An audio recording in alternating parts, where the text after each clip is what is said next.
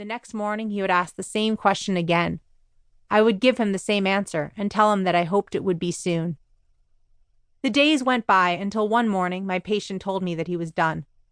You can't be done, I thought. You're still bleeding. But that didn't matter to him. He didn't want us to keep talking about new procedures and ordering blood transfusions. His arms were bruised from needle sticks. Every time we gave him a transfusion, his lungs filled with fluid, and he felt as though he were drowning until we gave him another medicine to make him urinate so that he could breathe again. He was 90 years old, and he was only getting weaker in the hospital, not better.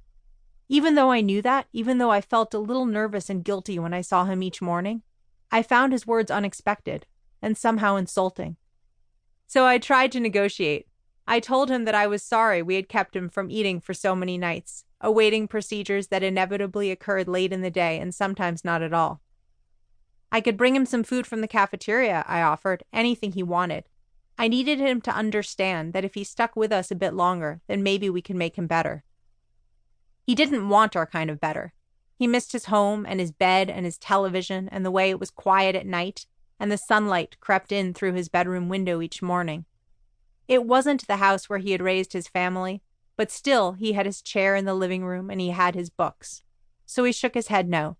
He didn't want anything from the cafeteria. He just wanted to leave.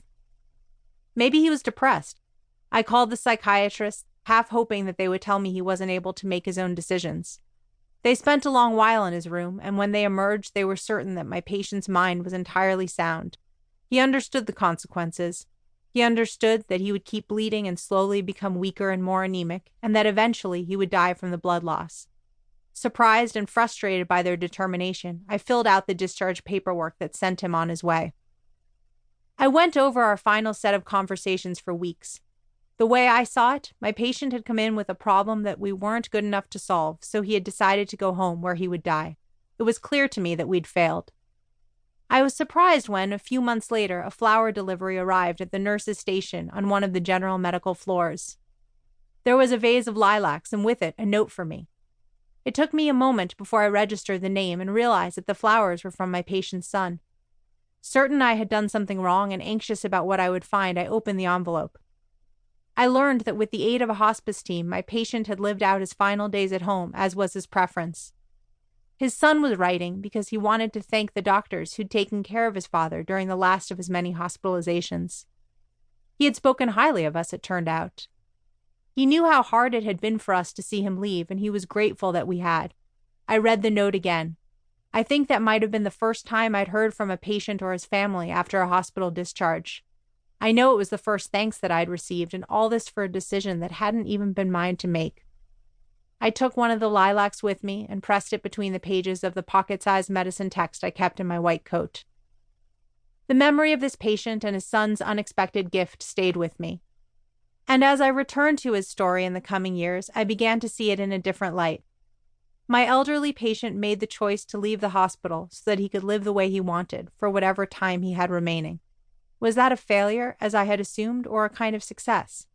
What did those words even mean?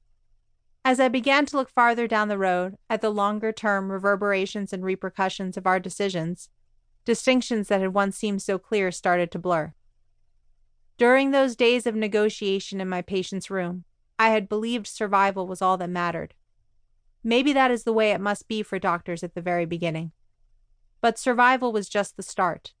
There was an entire range of possibilities and outcomes beyond the stark life-or-death dichotomy. Sitting in outpatient clinic offices and at the bedside on the general medical floors, I found myself wondering what my patients might face after they left my care. I wanted to know how they would learn to adapt to new realities, and whether they would regret the decisions they had made, or those that had been made for them. These are the questions that ultimately fueled the stories in this book. In the years since my first overnight in the intensive care unit, I completed my internship and internal medicine residency and went on to a pulmonary and critical care fellowship. I am now an attending physician in the intensive care unit at the hospital where I was born. In this position, I am the one who makes decisions about diagnoses and courses of treatment, leads family meetings, and carries responsibility for my patients' outcomes. Throughout the course of my training for this role, I have learned how to manage a ventilator, how to treat sepsis, and how to sort out the causes of renal failure. I have even learned to look at death, to be present in that moment when the body...